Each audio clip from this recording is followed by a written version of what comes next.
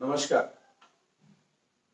मैं कृषि Bhushan Sanjeev Ganpatrao Mane, head post Ashta, taluka Walwa, district Sangli, Maharashtra से हूँ।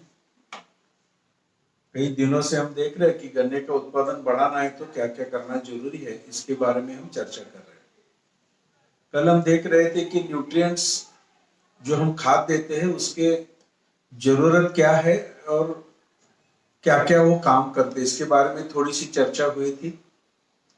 कल 2-3 प्रश्न ऐसे आए थे कि दादा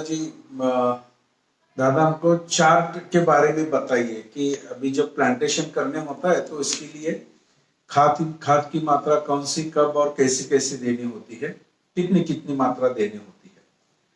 आज हम देखेंगे कि प्लांटेशन से लेकर हार्वेस्टिंग तक कौन से टाइम पे कितनी खाद की मात्रा देनी है, इसके बारे में पहले हम आज चर्चा करेंगे। जब 100 टन गन्ने की बात हम करते हैं, 100 टन पर एकड़, 100 टन यानी 1000 क्विंटल ऐसी बात होती है। 100 टन गन्ने की जब हम बात करते हैं तो हमारे यहाँ प्लांटेशन जो होता है वो अर्ली स्टेज में प्लांटेशन होता है। जून जुलाई अगस्त में प्लांटेशन होता है, हमारे यहाँ उसको अड़साली बोलते हैं। कई जगह कई राज्यों में लेट प्लांटेशन होता है, यानी सितंबर, जैसे गुजरात में 1 सितंबर से प्लांटेशन शुरुआत होता है क्योंकि पहले वहां बारिश ही बहुत ज्यादा रहती है। कई जगह अक्टूबर नवंबर में प्लांटेशन होता है। मैंने यूपी साइड में कई जगह देखा कि जनवरी फरवरी मार्च में प्लांटेशन होता है। इस सभी में एक बात ये इतनी तय है कि बेसल डोज देना बहुत जरूरी होता है, चाहे वो जुलाई अगस्त का प्लांटेशन हो या सितंबर अक्टूबर नवंबर का हो या जनवरी फरवरी का प्लांटेशन हो। इसमें बेसल डोज देना बहुत जरूरी है। बेसल डोज यानी सीड जब हम जमीन में लगाते हैं, गन्ने काट कर जब हम जमीन में लगाते हैं, उससे पहले जो हम नाली निकालते हैं, फरो निकालते हैं, उस फरो में जो केमिकल फर्टिलाइजर डालकर मिट्टी में मिक्स करके लेते हैं उसको बोलते हैं बेसल डोज। बेसल डोज जो में देना होता है उसमें ज्यादातर नाइट्रोजन की बिल्कुल जरूरत नहीं होती है, बस थोड़ी सी मात्रा नाइट्रोजन की चाहिए होती है। फास्फोरस बहुत ज्यादा चाहिए होता है।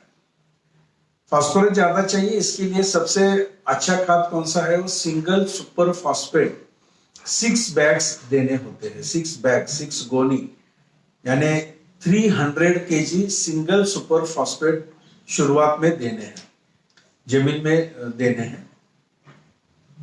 नाइट्रोजन इसके साथ में 25 किलो बस यूरिया देना है। 25 kilo urea, 6 bag single super phosphate और 1.5 बैग यानी 75 kg potassium, muriate of potash जो सस्ता रहता है, जो काम बहुत ही अच्छा करता है, ऐसे MOP या म्यूरेट ऑफ पोटेश इसके साथ में देना है। ये तीनों देना बहुत जरूरी है। नाइट्रोजन की मात्रा शुरुआत में बहुत कम लगती है। जर्मिनेशन होने के लिए जितना नाइट्रोजन चाहिए उतना ही उसको देना है। उससे ज्यादा अगर नाइट्रोजन दिया, कई जगह फार्मर हमारे यहाँ 2-2 बैग नाइट्रोजन शुरुआत में देते हैं। ज्यादा नाइट्रोजन अगर हो गया, वो जो सीड मटेरियल में ज्यादा नाइट्रोजन अगर इंसर्ट हो गया, अंदर गया, तो जर्मिनेशन बहुत पुअर होता है, अच्छा जर्मिनेशन नहीं मिलता।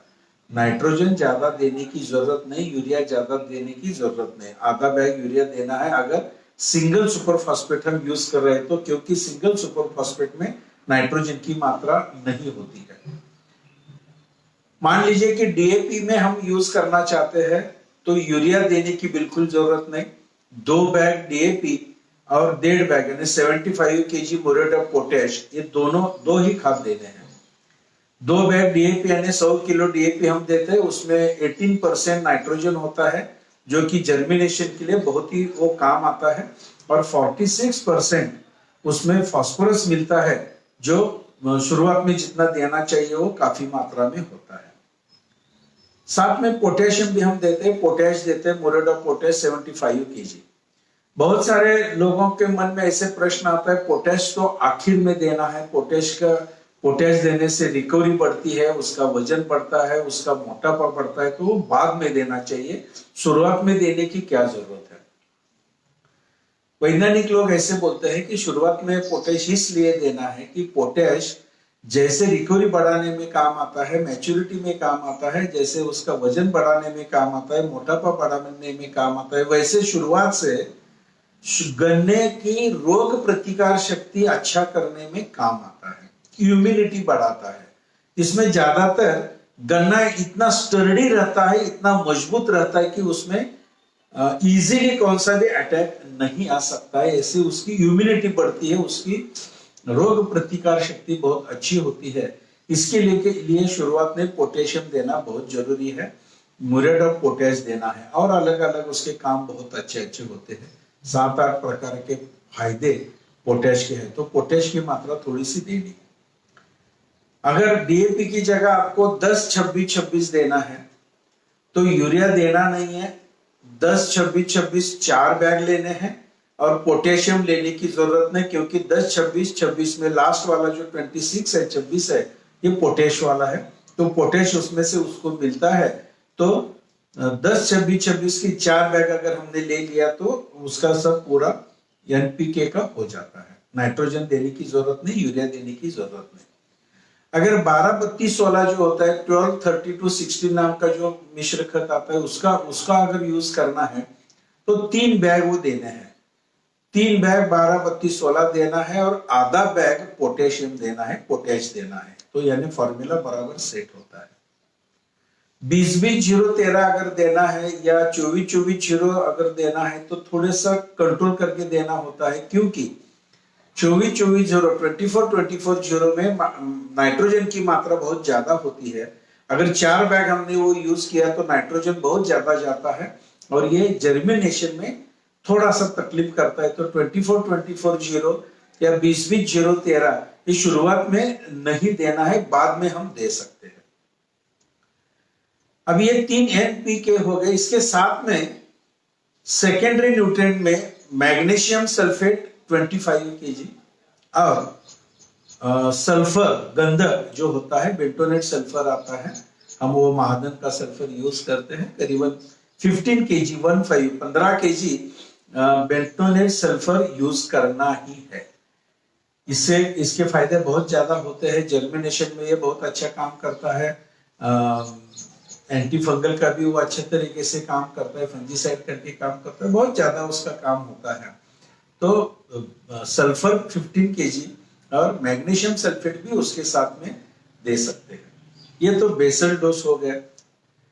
इसके बाद जो आता है नाइट्रोजन की मात्रा, उसके बाद उसको चाहिए होता है। अभी ये बेसल डोज दिया तो जर्मिनेशन और इस्टेब्लिशमेंट ये दोनों भी कार्य शुरुआत में होते हैं, करीबन महीने में ये जर्मिनेशन होते रहता है, इस्टेब्लिशमेंट भी वही होने की शुरुआत होती है, 1 महीना ऐसे चला जाता है। जब दूसरा महीना आता है तो नाइट्रोजन की मात्रा उसको बहुत ज्यादा लगती है। दूसरे महीने में नाइट्रोजन की मात्रा बहुत ज्यादा लगती है, क्योंकि वो जो फेज होता है वो टिलरिंग और फॉर्मेटिव यानी टिलरिंग का फेज होता है, जिसमें फुटवे निकलने शुरुआत होते हैं। ये फुटवे निकालने में सबसे ज्यादा काम करता है वो नाइट्रोजन ही करता है।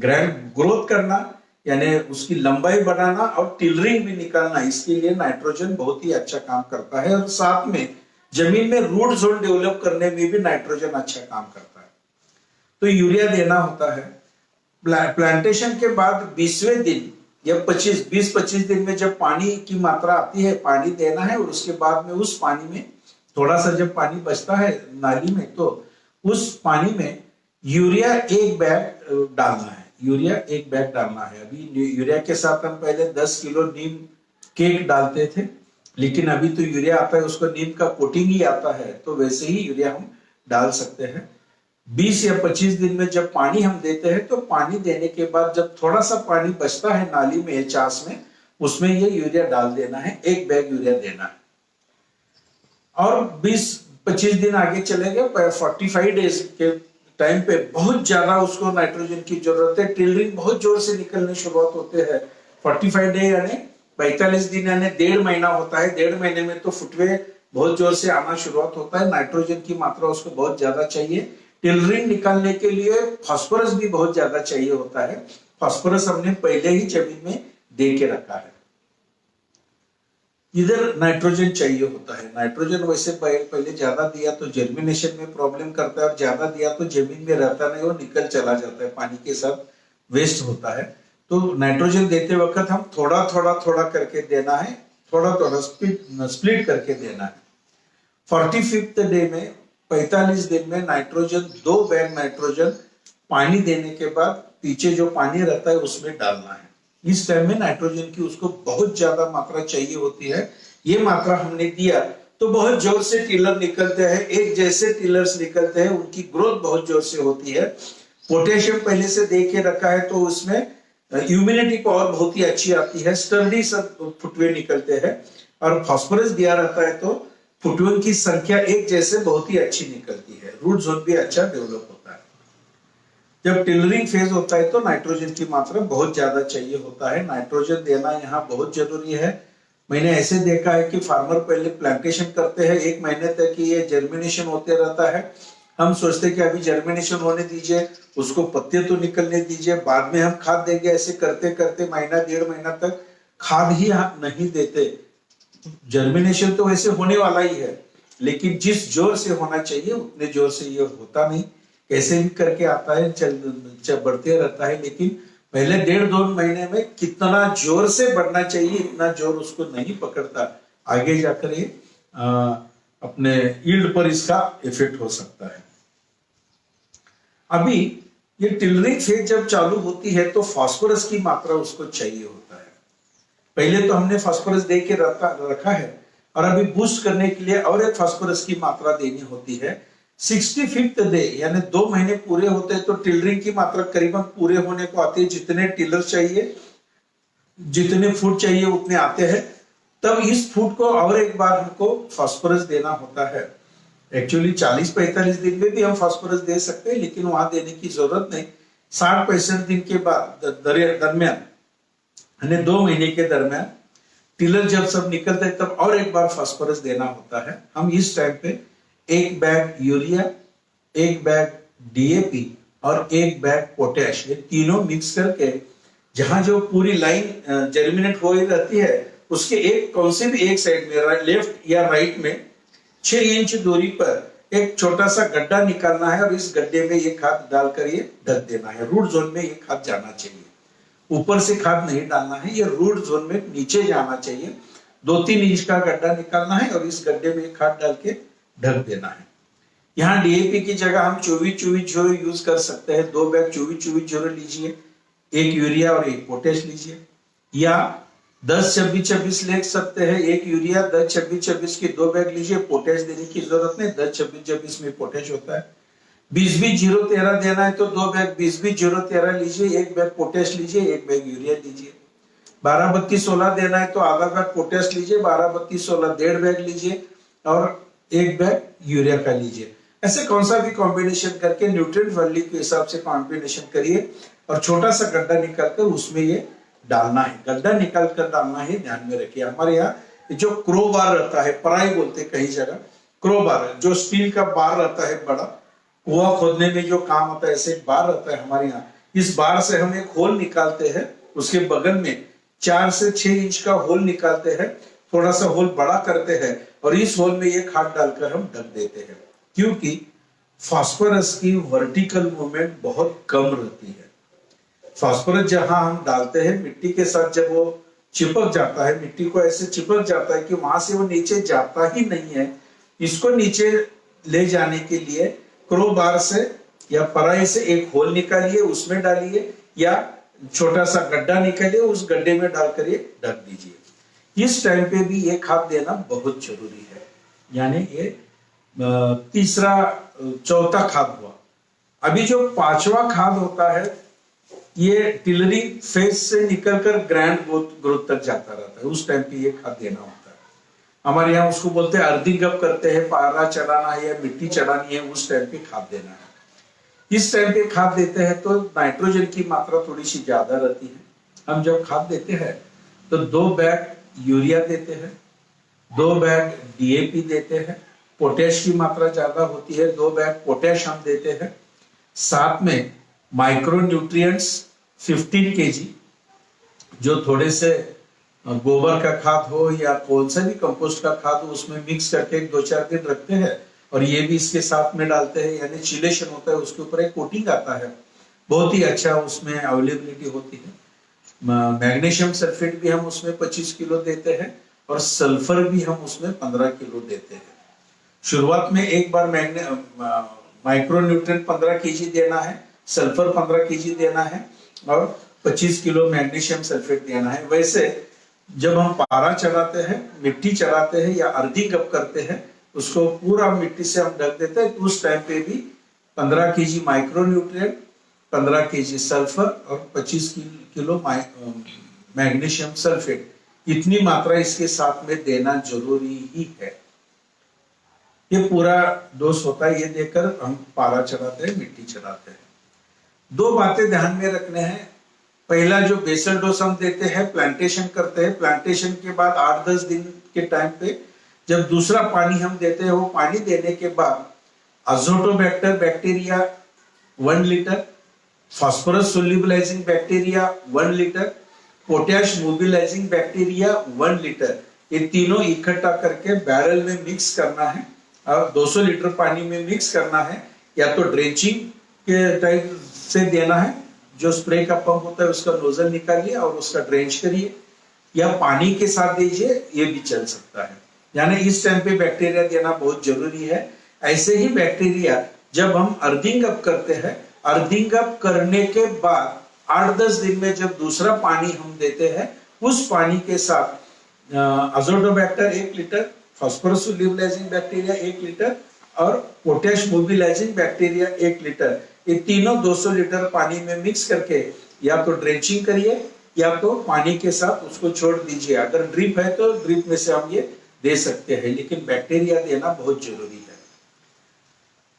इसके बाद जब हम पानी एक देते हैं, अर्थिंग अप होने के बाद जो तीसरा पानी आता है, इस पानी में कैल्शियम नाइट्रेट 10 किलो और बोरान 1 किलो देना बहुत जरूरी है। इस टाइम पे कैल्शियम की बहुत डिफिशियंसी रहती है। आप देख लीजिए 90 दिन से लेकर 130-40 दिन तक कैल्शियम की डिफिशियंसी बहुत ज्यादा होती है। जैसे कैल्शियम की डिफिशियंसी दिखाई देना शुरुआत हुआ, वैसे उसको कैल्शियम 10 किलो और बोरान 1 किलो, बोरान और कैल्शियम इकट्ठा डिफिशियंट होते हैं। सिर्फ कैल्शियम की डिफिशियंसी आती है या सिर्फ बोरान की डिफिशियंसी आती है, ऐसे होता नहीं है। दोनों की डिफिशियंसी इकट्ठा रहती है। कैल्शियम नाइट्रेट 10 किलो और बोरान 1 किलो 200 लीटर पानी में मिक्स करिए, पानी के साथ उसको छोड़िए या ड्रेंचिंग करिए। ड्रेंचिंग करना बहुत ही अच्छा होगा। इतना खाद की मात्रा देना बहुत जरूरी है। आखिर वाला जो होता है उसको बोलते हैं राइपनिंग एंड मैच्योरिटी पीरियड बोलते हैं। कि आखिर ये बड़ा होता है, ग्रैंड ग्रोथ पीरियड चलता रहता है, उसके बाद उसका राइपनिंग चलता है, मैच्योरिटी आती है, उस टाइम पे खाद देने की ज्यादा जरूरत नहीं होती है। लेकिन जो पेड़ होते हैं, जो पिंड जो होते हैं, जो नोड्स होते हैं, आखिर वाले नोड्स की लंबाई थोड़ी सी बढ़ानी चाहिए। इसके लिए नाइट्रोजन की मात्रा थोड़ी थोड़ी सी देनी है। ये नाइट्रोजन देने से आखिर वाले पिंड जो होते हैं, 7-8 पिंड या नोड्स होते हैं, इसकी पेड़ बोलते हैं उसको, इसकी लंबाई बढ़ती है। नाइट्रोजन थोड़ा थोड़ा देने से पत्ते सब हरे भरे रहते हैं, फोटोसिंथेसिस अच्छा होता रहता है, रिकवरी उससे बढ़ती है। और साथ में पोटैश भी थोड़ा थोड़ा देना रहता है। 2-3 महीने तक अमोनियम सल्फेट 25 किलो और पोटैश 15 से 20 किलो ऐसे मिक्स करके महीने में एक बार हमने 2-3 महीने ऐसे अगर दिया तो पेड़ की लंबाई बढ़ेगी। हर एक पेड़ बहुत ज्यादा लंबाई में आएंगे, पत्ते सब हरे भरे रहेंगे, तो हरे रहेंगे तो फोटोसिंथेसिस अच्छा होगा, उसमें शुगर का परसेंटेज बढ़ता रहेगा। और साथ में पोटेशियम हमने अगर दिया, ये पोटैश से रिकवरी बढ़ती है, गन्ने का साइज बढ़ता है और ह्यूमिडिटी बढ़ती रहती है। तो बाकी के जो आखिर में जो रोग उसके ऊपर आते हैं, ये ज्यादातर आते नहीं है। रिकवरी बहुत अच्छा आती है, तो गन्ने का वजन अपने आप बढ़ते रहता है। यानी अमोनियम सल्फेट 25 किलो और पोटैश 15 किलो, 15 से 20 किलो, ये करीबन अर्थिंग अप के बाद 1-2 महीने या 3 महीने तक हर एक महीने में एक बार ये पानी के साथ 200 लीटर पानी में मिक्स करके पानी के साथ छोड़िए, या ड्रिप है तो ड्रिप से दे दीजिए। ड्रेंचिंग हम नहीं कर सकेंगे, अंदर जा नहीं सकते। यानी टोटल ऐसा फर्टिगेशन शेड्यूल होना चाहिए। इसमें देखिए करीबन 5 से 6 बैग यूरिया जाता है, 1 से 1.5 बैग अमोनियम सल्फेट जाता है, 5 से 6 बैग डाई अमोनियम फॉस्फेट हम देते हैं, 5 बैग पोटेश की मात्रा हम देते हैं। ये तो NPK हुआ, जो 100 टन के लिए हम इतनी मात्रा उसको देते हैं तो बहुत ही बढ़िया उत्पादन आता है। माइक्रो न्यूट्रिएंट एक बार 15 किलो, एक बार 15 किलो, ऐसे 30 किलो माइक्रो न्यूट्रिएंट देते हैं। आपके स्टेट में जो भी ग्रेड है वो ग्रेड की मात्रा आपको देनी है। सल्फर, बेंटोनेट सल्फर 30 किलो देना है, 30 kg देना है दोनों मिलाकर। और मैग्नीशियम सल्फेट करीबन 50 किलो देना है, जिससे फोटोसिंथेसिस बहुत अच्छा होता है। कैल्शियम नाइट्रेट एक बार 10 किलो देना है, बोरॉन 1 किलो देना है। अगर कैल्शियम की डिफिशियंसी फिर भी थोड़ी बहुत दिखाई दी तो आगे जाकर हर एक महीने में 5-5 किलो कैल्शियम नाइट्रेट पानी के साथ देते रहिए। कैल्शियम की डिफिशियंसी चली गई तो गन्ना बहुत ही जोर से बढ़ सकता है। देखिए ऐसे ये फर्टिगेशन शेड्यूल होता है। लेट प्लांटेशन है तो उसमें से थोड़ी सी मात्रा कम करनी पड़ती है, या और आगे जाकर फरवरी में प्लांटेशन होता है तो ये गन्ना करीबन 12, 13, 14 महीने में हार्वेस्ट होता है, तो इसमें भी थोड़ी सी मात्रा कम करनी पड़ती है। हमारे यहाँ गन्ना 16, 17 महीने के बाद हार्वेस्ट होता है, तो शुरुआत से ही उसको ज्यादा फर्टिगेशन होता है और लेट फर्टिगेशन हम करते रहते हैं, जो कि गन्ना आखिर तक बढ़ते रहे और उसका उत्पादन हमको जितना चाहिए उतना आता रहे। 1997-98 में पहली बार हमने 100 टन का एक्सपेरिमेंट किया था, जो महाराष्ट्र में पहली बार था। 98.5 टन उत्पादन आया था। तब से आज तक यही फॉर्मूला से बहुत सारे फार्मर को 100 टन या उसके आगे पीछे थोड़ा सा, कोई 90 टन पे है, कोई 100 टन पे है, कोई 110 टन पे है, उत्पादन इस फॉर्मूला से मिलता है हमारे यहाँ जमीन में, वेस्टर्न महाराष्ट्र में। इतना ही नहीं, पूरे महाराष्ट्र में भी ऐसे फॉर्मूला बहुत सारे यूज कर रहे हैं। सॉइल टेस्टिंग करके भी फॉर्मूला हमने निकाला, तो इसके अगल बगल, इसके आजू बाजू में थोड़ा बहुत कम ज्यादा मात्रा होती है, लेकिन सॉइल टेस्टिंग कर भी हम ये मात्रा दे सकते हैं।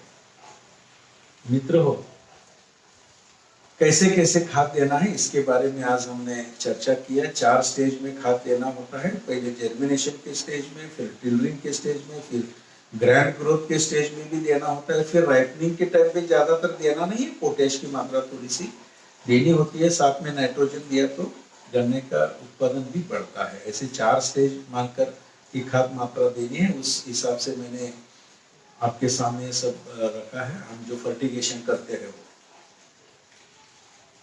कल हम जो देखेंगे, थोड़ा सा माइक्रो न्यूट्रिएंट जो होते हैं, हर एक माइक्रो न्यूट्रिएंट का क्या काम है और सेकेंडरी न्यूट्रिएंट का क्या काम है, यानी फेरस है, जिंक है, कॉपर है, मैंगनीज है, बोरॉन है, मोलिब्डेनम है। इनकी मात्रा बहुत कम लगती है, लेकिन ये देना बहुत जरूरी है। इनके हर एक का काम थोड़ा थोड़ा सा क्या है एक बार देखेंगे, और सेकेंडरी भी कैल्शियम की क्या जरूरत है, मैग्नीशियम की क्या जरूरत है और सल्फर की क्या जरूरत है, इसके बारे में कल एक बार में और चर्चा करेंगे। आज के लिए इतना काफी है। कोई प्रश्न हो तो भेज दीजिए। नमस्कार।